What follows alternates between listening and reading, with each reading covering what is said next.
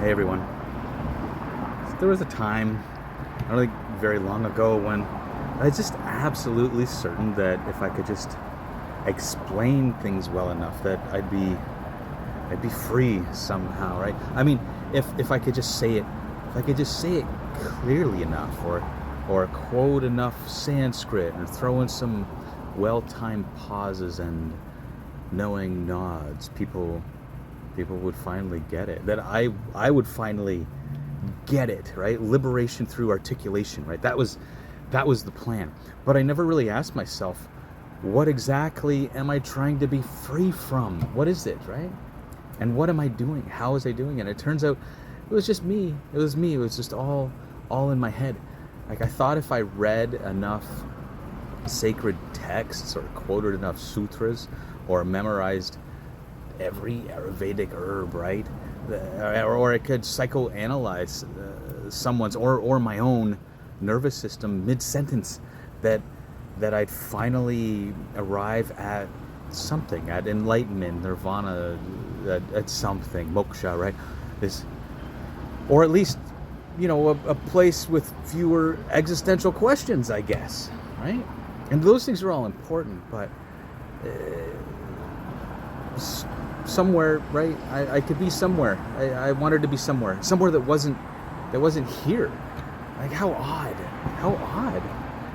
right?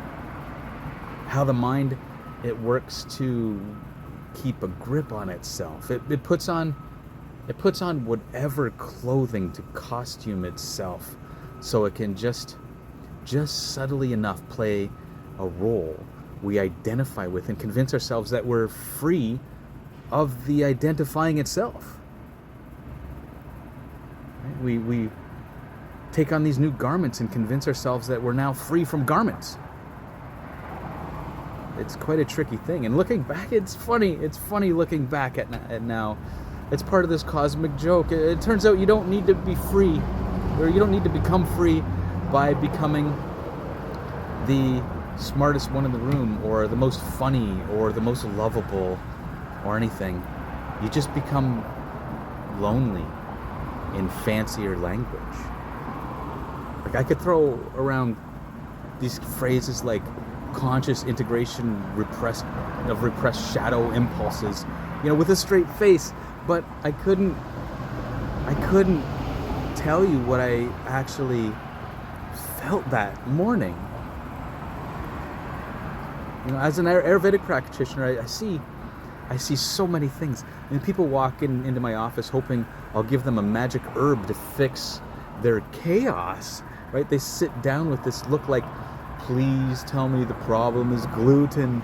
And sometimes they get disappointed when I say things like, you might actually need to feel that grief, or let's talk about the root, not just the rash. Or, like, a personal favorite, there is no herb for avoidance. And honestly, I was doing that to myself as well.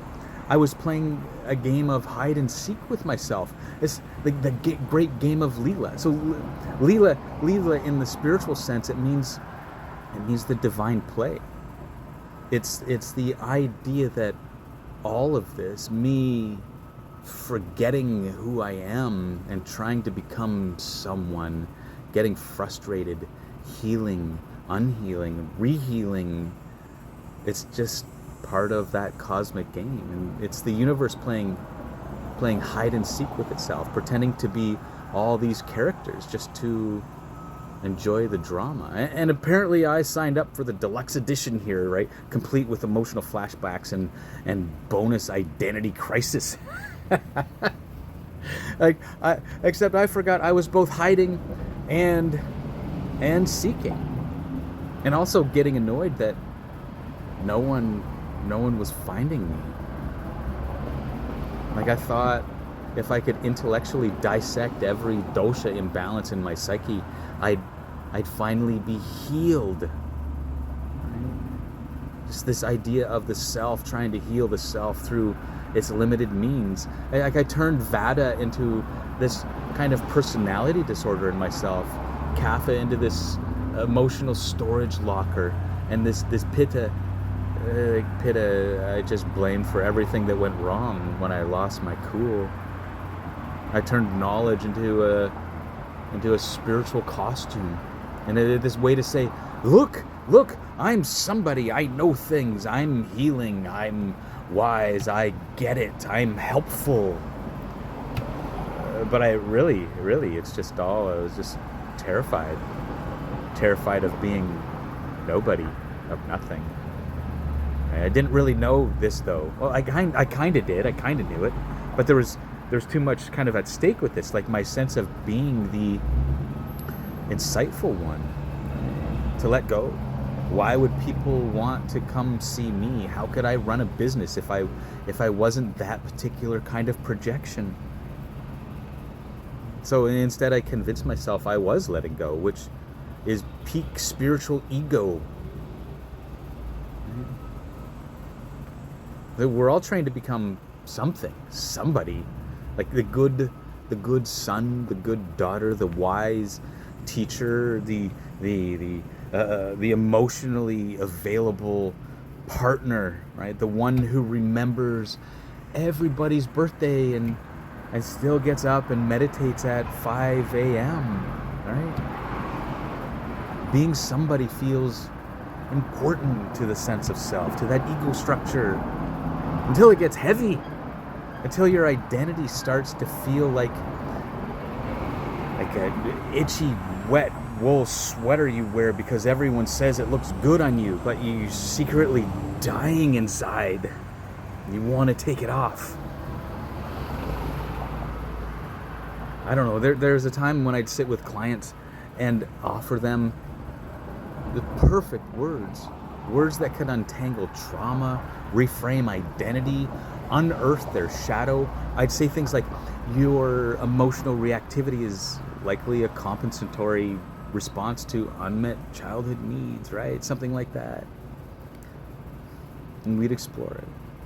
And what all they'd really needed was a hug and a place to fall apart safely. And you know, like what actually helped the most? What actually helped the most, and what I learned later in my career as an Ayurvedic practitioner and a counselor, what helped the most was when I shut up. Just when I shut up. And I just sat with them. When I stopped trying to fix or guide or sound like a Vedic sage. And I just was just present. Just present in silence. No Ayurvedic diagnosis, no brilliant insight. Just presence. Just presence. And it's humbling. It's humbling. And honestly, it was a bit terrifying because I realized being nobody, being nothing, being empty, being just the space for allowance, for all of it just to be good, bad, ugly. It just is. It's far more healing than being the right kind of somebody. Like the intellect is so seductive. It's so seductive. It just hangs around and it whispers, if you can just understand everything, you won't have to feel anything, right? And that's great. That's great until life doesn't listen to your brilliant theories, right? Until you carefully collaborated, your carefully collaborated chakra system gets scrambled by a toddler tantrum or a relationship breakdown or just the smallest comment, right? Or the smallest thing, like losing your keys.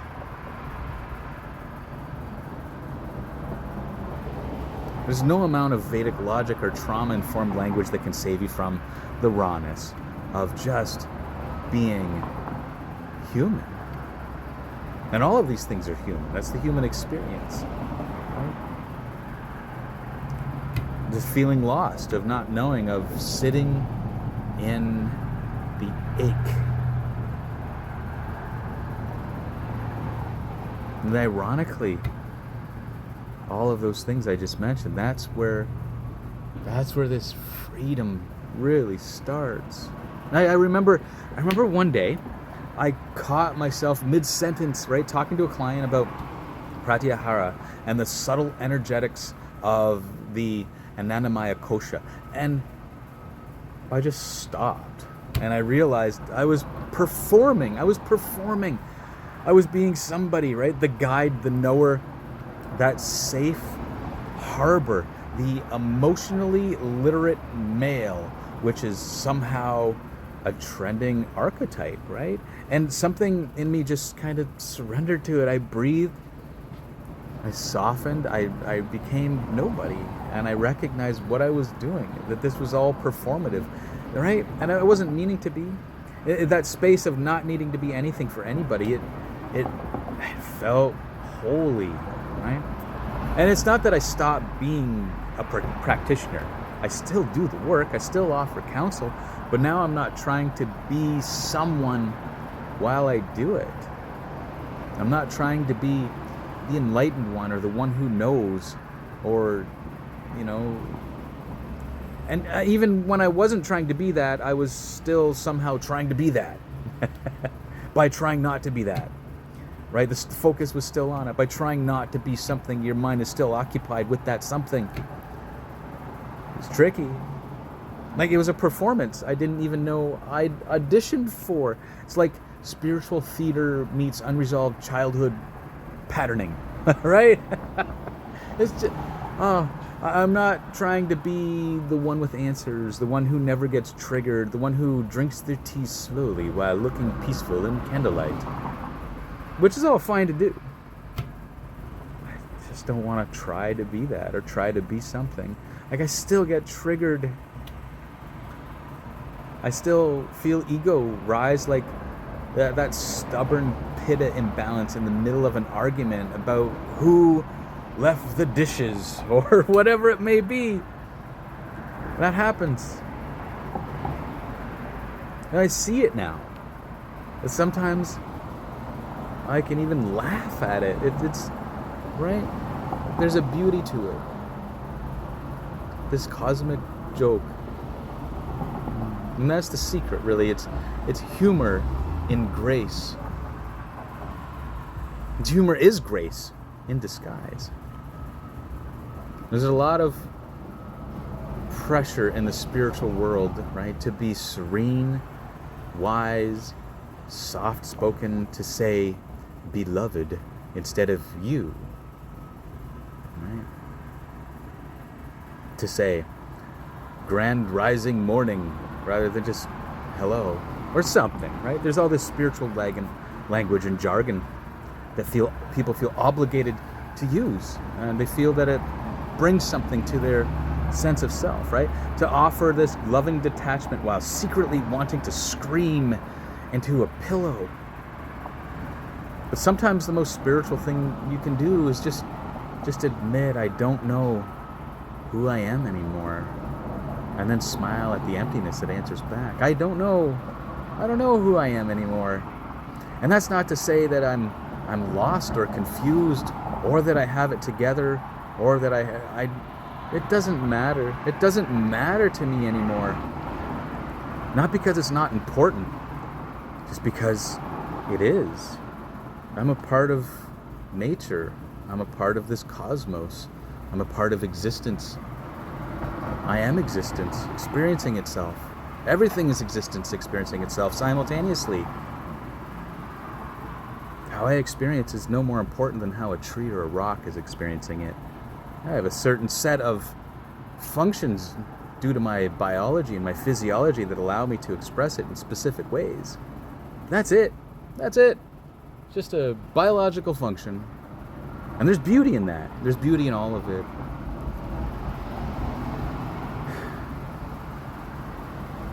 Maybe that's the point, right? Not to become more, but to become less of what we're not. To become nobody. Not in disinterest, not in a disheartening manner, not in a depressive sort of fashion, but in a way which frees us from all of it. All of it. Frees us from these attachments that we've been clinging to unconsciously. right? And from that nothingness, this kind of love arises. Not because you're trying to love, but because there's nothing left to block it. Like I joke a lot about how I gave up trying to balance my doshas and just decided to balance my awareness instead. And it turns out awareness doesn't need balancing herbs. It just needs stillness, right? And a willingness to let go of the masks of the healer, the teacher, the awake one, the one who has the answers. Let go the mask of the one who claims to have no mask, which is still a mask. They get heavy, don't they? And the soul, it just wants to breathe deeply and clearly. And like, don't get me wrong with all this, right? Roles are beautiful. You can still play the role of the counselor, the lover, the parent, the friend. Just don't mistake the costume for the actor. You're not the role. You're the presence behind the role. And that presence doesn't need applause. It doesn't need to be understood. It just wants truth. And that truth, it's stillness without identification. Yeah, it's slippery. It's not marketable. But it's real. It's real. So maybe today you give yourself permission to just not know, to not have the answer, to not fix the problem, to not pull out the perfect quote from the Upanishads, right? Maybe today you become nobody and discover the peace that comes when there's nothing left to protect. You see, the more I've let go of being someone and not identifying myself as the one who's letting go of someone, right? The more I've discovered that this nobody cries easier, loves deeper, laughs louder, heals faster, because nobody has nothing to prove. Like, you're not broken, you're not behind, you're not late. You're just shedding the masks. And beneath that becoming, you've always been this vast, quiet, loving nobody, and that is everything.